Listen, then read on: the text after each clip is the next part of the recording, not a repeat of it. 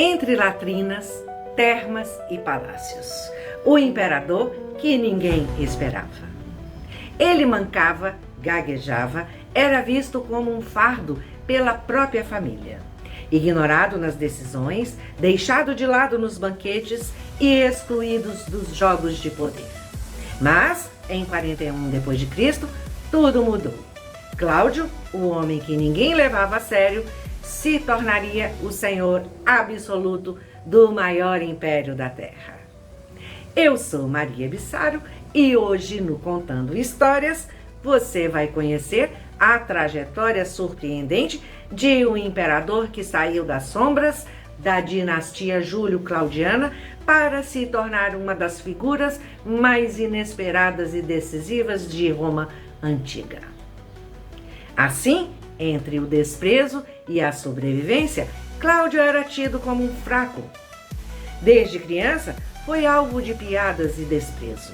Seus próprios familiares o escondiam, como se tivessem vergonha de sua figura trêmula, de sua fala desconexa, de seu andar manco.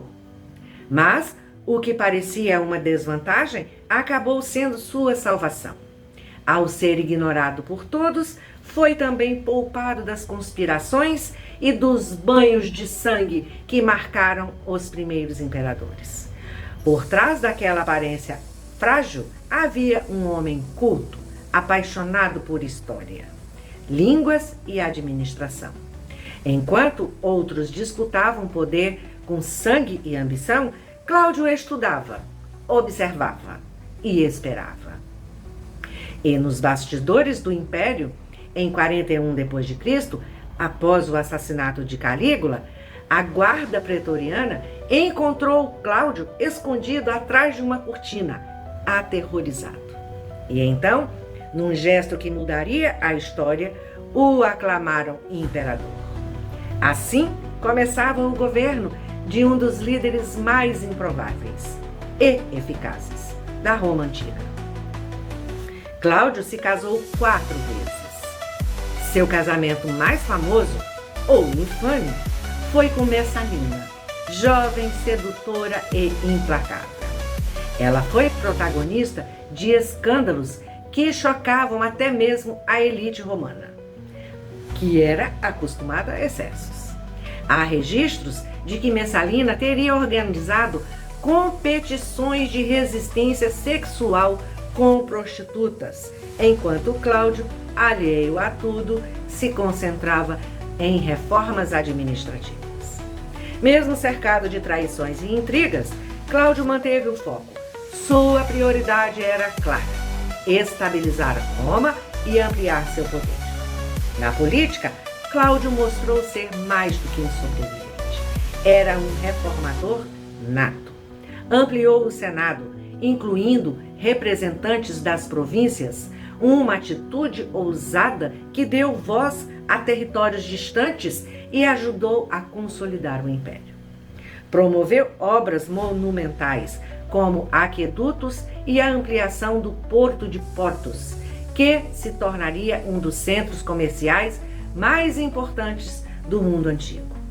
Sob sua liderança, Roma invadiu e conquistou a Britânia em 43 d.C., um feito que nenhum antecessor havia conseguido. Além disso, Cláudio reformou o sistema jurídico, combateu fraudes, reorganizou a burocracia e reduziu privilégios abusivos. Foi um administrador pragmático e eficiente, ainda que sem o brilho teatral de Júlio César ou a aura divina de Augusto. Enquanto isso, a vida cotidiana em Roma cultivava costumes curiosos. Roma antiga era um lugar de contrastes intensos. Por exemplo, a vida urbana girava em torno das termas públicas, verdadeiros centros sociais. Lá, romanos de todas as classes se encontravam para tomar banho, conversar, discutir política e até fechar negócio. Tudo isso nus, em piscinas compartilhadas. Era comum passar horas nesse ritual que envolvia banho quente, banho frio, massagens e muita conversa. Outro costume curioso, e hoje impensável, era a forma como os romanos faziam suas necessidades fisiológicas. Os banheiros públicos, chamados de latrine, eram longas fileiras de assentos de pedra sem divisórias.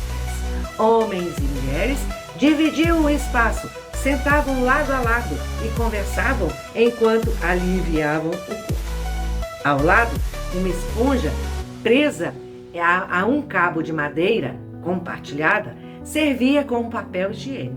Sim, compartilhada. Tinha um baldinho com uma solução higienizadora para limpar a esponja. Imagine! Essas práticas, que nos soam bizarras hoje, eram vistas como normais na época. A privacidade, como conhecemos, simplesmente não existia. E isso moldava até mesmo a forma como o poder era exercido e percebido.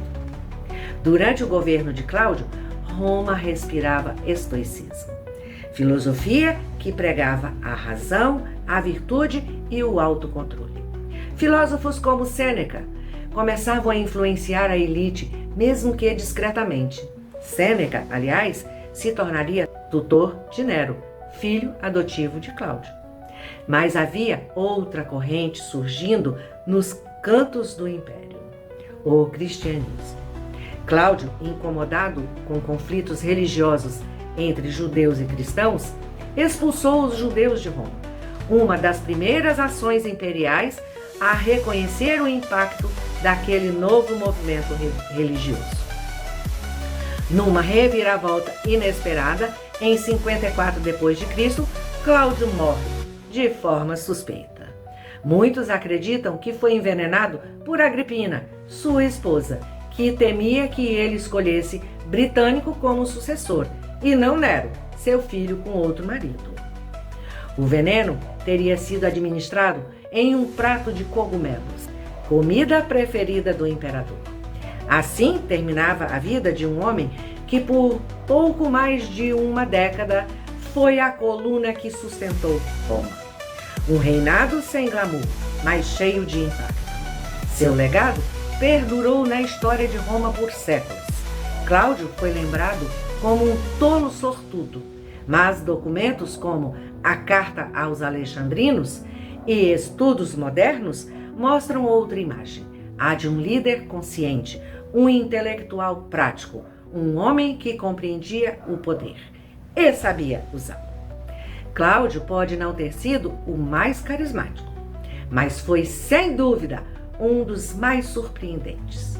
Enquanto muitos buscavam a glória nos campos de batalha ou nas arenas do Senado, ele venceu na sutileza, no detalhe, na paciência. No próximo episódio, Nero, o jovem imperador com alma de artista e fama de tirano. Acenda a tocha, o espetáculo está prestes a começar. E você, ainda acha que só os carismáticos fazem história? Siga o canal Contando Histórias. Aqui, até os esquecidos ganham voz. Inscreva-se, ative o sininho para acompanhar episódios como este, onde o passado não apenas informa, ele surpreende, choca e fascina. Curta, compartilhe e comente. Qual outra figura esquecida da história merece um episódio? Obrigada por assistir.